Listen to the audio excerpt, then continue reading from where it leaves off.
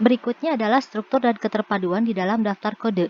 Jadi kode ketika kita membuat kode di awal ataupun di akhir gitu ya, apakah kode itu mau dibuat di awal ataupun mau direvisi di akhir ataupun kode itu muncul pada di akhir setelah kita mengumpulkan data, itu pada dasarnya itu tidak terlalu penting dibandingkan dengan apakah kode itu memiliki keterpaduan secara konseptual dan struktural atau tidak gitu.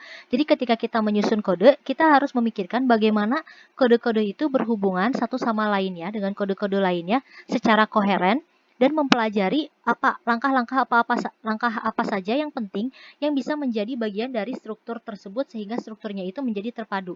Bisa dengan menambahkan, menghapus, atau mengkonfigurasi ulang kode secara bertahap, di mana nantinya akan dilakukan berdasarkan sense of belonging dari kode tersebut. Di mana si sense of belonging ini tentunya tetap harus dipertahankan. Nah, jadi ketika kita bikin kode itu, dibuat si kodenya itu sestruktur mungkin gitu ya. Jadi seterpadu mungkin. Jadi terserah kalian mau bikin kodenya itu di awal dari penelitian ataupun di akhir dari penelitian. Misalnya di sini kan jelas ya, kode yang pertamanya adalah berkaitan dengan innovation properties ya. Nah, innovation properties itu elemen-elemennya itu ada apa saja? Ada objektif, kalau ada organisasi, ada perubahan kelas, ada perubahan organisasi dan lain-lain gitu. Terus kemudian ada kode yang berkaitan dengan misalnya di sini ada kode eksternal konteks gitu ya. Eksternal konteks itu ada apa saja? Ada yang berkaitan dengan demografi, lalu ada yang berkaitan dengan endorsement, ada yang berkaitan dengan climate atau kondisi dari lingkungan yang ada di eksternalnya itu seperti apa. Nah, jadi ada jelas pembuatan dari kode-kode ini memiliki struktur yang jelas ya dan memiliki level yang sama gitu di subkodenya tersebut. Nah, tingkat ketelitian kode itu mempengaruhi baik tidaknya suatu kode ya. Jadi di sini dikatakan bahwa baik tidaknya suatu kode itu tentunya bergantung terhadap penelitian yang dilakukan dan tujuan yang ditentukan di awal. Gitu biasanya kode yang baik itu bisa diterapkan pada unit yang lebih besar, baik itu kalimat, potongan kalimat ataupun paragraf dalam catatan lapangan yang ditulis. Kalau kita membuat kode yang terlalu detail atau terlalu rinci gitu, nanti akan membatasi kita untuk melabeli kode dari hasil penelitian di lapangan yang sudah kita tentukan dari hasil pengumpulan data. Jadi buatlah kode itu yang bisa mewakili apa yang bisa kita temukan di lapangan. Nah, setiap blok data itu merupakan suatu sumber yang penting untuk menghasilkan lebih dari satu kode. Nah, akan tetapi kalau kita memiliki terlalu banyak pengkodean, itu mengindikasikan visi yang tidak jelas untuk sistem pengkodean, terutama untuk nantinya rancangan penelitian. Jadi meskipun kode itu sebaiknya dibuat seluas mungkin, tapi tidak perlu kode itu dibuat terlalu banyak. Karena kalau terlalu banyak, nanti kita akan sulit menentukan sebenarnya kita mau menunjukkan apa sih dari kode-kode ini gitu. Nah, sebagian besar dari catatan lapangan ataupun transkrip itu biasanya berisikan banyak sampah ya. Sampah-sampah di sini itu artinya adalah materi yang tidak berkaitan dengan pertanyaan penelitian, baik yang ditentukan di awal ataupun yang muncul kemudian. Nah, jadi kita perlu hati-hati ketika kita membuat catatan di lapangan. Coba dicek lagi atau dipahami dengan betul tujuan penelitian kita, pertanyaan penelitian kita apa. Jangan sampai kita membuat catatan-catatan yang sebenarnya tidak relevan dengan penelitian kita dan hanya akan mendistraksi kita untuk menangkap informasi atau kode-kode penting yang sebenarnya perlu kita analisis lebih jauh. Nah, ketika kita melakukan pengkodean ini secara teliti, maka kita bisa menghasilkan kode yang lebih efektif dan efisien, yang tentunya bisa menjawab analisis yang kita harapkan muncul gitu ya, dan bisa memberikan suatu konklusi terhadap tujuan dan sasaran yang kita tentukan di awal. Nah, berikutnya adalah pemberian kode siklus kedua, di mana di pemberian kode siklus kedua ini kita mulai mengenal yang namanya itu pola pengkodean. Jadi pola pengkodean ini merupakan suatu upaya di mana kita berupaya untuk mengelompokkan rangkuman-rangkuman yang didapatkan pada siklus sebelumnya ke dalam jumlah kecil kategori atau tema. Jadi pada siklus pemberian kode siklus pertama itu kan kita memiliki banyak kode-kode ya kategori-kategori tersebut. Nah, dari situ kita coba kelompokkan kategori-kategori kode-kode tersebut ke dalam kategori yang lebih kecil gitu. Tahapan ini mengubah materi dari tahap sebelumnya menjadi unit analisis yang lebih bermakna.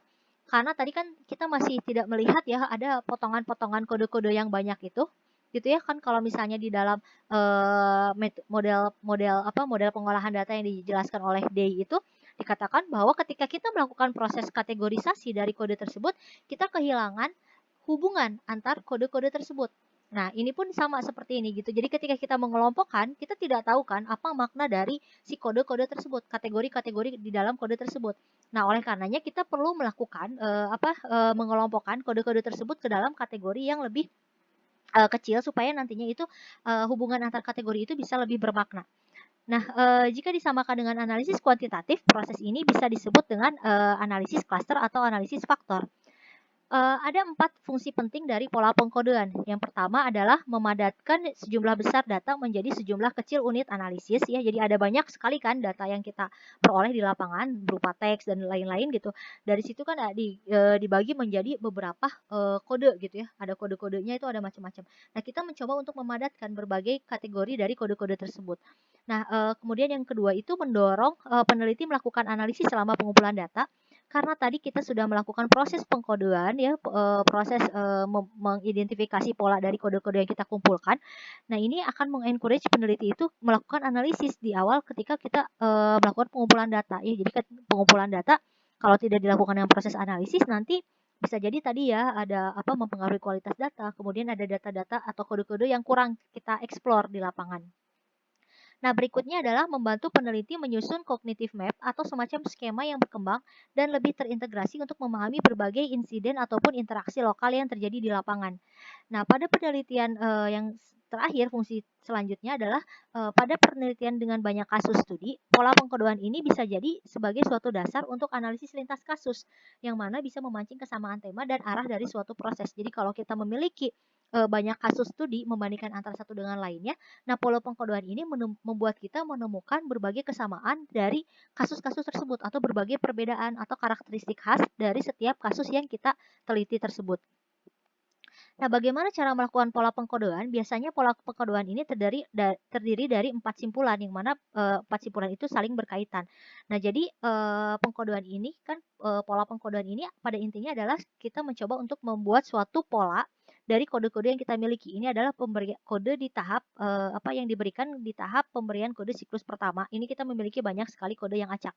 Nah, dari kode-kode yang acak ini kita ingin mencoba untuk mengetahui keterhubungan antar kode-kode ini. Misalnya simpulan antar kode ini bisa dilihat dari simpulan tentang kategori atau temanya, lalu simpulan tentang penyebab atau penjelasan, simpulan tentang hubungan antar manusia, dan konstruksi teoritis dari berbagai kode-kode ini. Nah, jadi kita pendekatannya itu adalah mencoba untuk memolakan membuat pola dari kode ini berdasarkan tipe kodenya, sehingga nanti bisa terbentuk menjadi beberapa klaster ya. Klaster yang dilihat bisa dari 4 tema tersebut ya, 4 simpulan tersebut. Nah, ini contohnya adalah tentang suatu penelitian yang berkaitan dengan perasaan atau misalnya kejadian yang terjadi setelah seseorang itu berhenti merokok.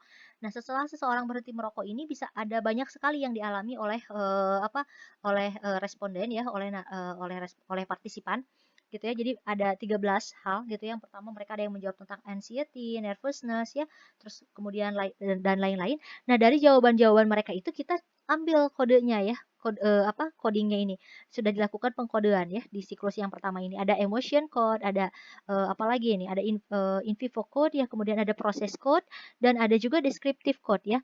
Nah, dari sini kita sebenarnya sudah melakukan proses pengkodean di tahap yang pertama. Lalu kita kelompokkan itu berdasarkan kode-kodenya ini. Jadi kalau emotion codes itu dia ada apa saja, lalu process code itu ada apa saja, lalu descriptor code itu ada apa saja. Nah, dari sini dari masing-masing kategori ini kita lihat, oh di dalam emotion ini banyaknya ketika orang berhenti merokok itu menimbulkan banyak negatif emotion. Jadi kita melihat ada hubungannya di dalam si klaster-klaster ini. Oh, ternyata setelah orang berhenti merokok, mereka cenderung merasakan emosi negatif ya pada awalnya itu mereka ada merasakan kecemasan, kemudian mereka ingin menangis terus, mereka ingin lebih sensitif, lebih marah. Terus mereka juga merasakan perubahan fisik ya. Jadi ada perubahan fisik misalnya dari nafas mereka itu menjadi lebih sulit, kemudian tenggorokan mereka itu rasanya terbakar dan selalu jadi ingin ngemil gitu ya, ingin makan terus karena mereka terbiasa merokok tapi mereka tidak bisa melakukan itu lagi gitu. Lalu ada restless journey dan regretful loss. Nah, ini adalah pemberian kode siklus kedua yang sudah dilihat polanya gitu ya. Jadi kita melihat bagaimana polanya berdasarkan klaster dari pengkodean di siklus kedua ini. Nah, berikutnya setelah kita memberikan, pengkodean, itu adalah tahapan selanjutnya, yaitu adalah pemberian catatan atau memoing. Jadi pemberian catatan ini merupakan tulisan yang bisa dimasukkan ke dalam selembar kertas persegi kecil ya, atau bisa juga kalau di dalam, Microsoft Word itu ya, misalnya kita punya transkrip, nah itu bisa kita sisipkan add comments di sebelah, teks kita gitu. Jadi intinya memoing ini merupakan sebuah catatan untuk menyimpan refleksi dan komentar peneliti yang singkat, serta catatan mengenai isu-isu yang muncul selama pengumpulan data, terutama berbagai informasi yang bisa digunakan untuk analisis data. Jadi ada beberapa catatan yang bisa kita tuliskan di dalam memo analitik. Yang pertama, kesimpulan tentang makna yang ingin disampaikan oleh partisipan ketika berdiskusi mengenai hal-hal yang dianggap penting. Kemudian ada reaksi personal terhadap tindakan dan hal yang ingin ditekankan oleh partisipan. Lalu berkaitan dengan bentuk hubungan dengan partisipan, keraguan mengenai kualitas beberapa data, bisa jadi ketika ragu gitu ya bahwa data ini valid atau pengumpulan datanya itu dilakukan dengan proses yang benar. Lalu bisa juga memunculkan pemikiran lain ya mengenai pertanyaan wawancara dan perangkat observasi. Jadi kita punya, oh kayaknya ada pertanyaan yang bisa kita kembangkan nih gitu ya, atau misalnya ada hal-hal lain yang menarik yang perlu kita observasi, kita bisa berikan catatannya. Lalu mental notes mengenai sesuatu yang diperlukan untuk menelusuri isu lebih lanjut pada penelitian atau field survey selanjutnya gitu. Lalu ada cross reference terhadap materi di bagian lain dari dataset, misalnya, oh ternyata kita perlu mencari tahu nih teori lebih lanjut tentang ini gitu, karena itu menarik untuk diteliti lagi. Lalu berikutnya adalah untuk menuliskan mengenai elaborasi atau klarifikasi insiden atau suatu peristiwa sebelumnya yang dianggap penting.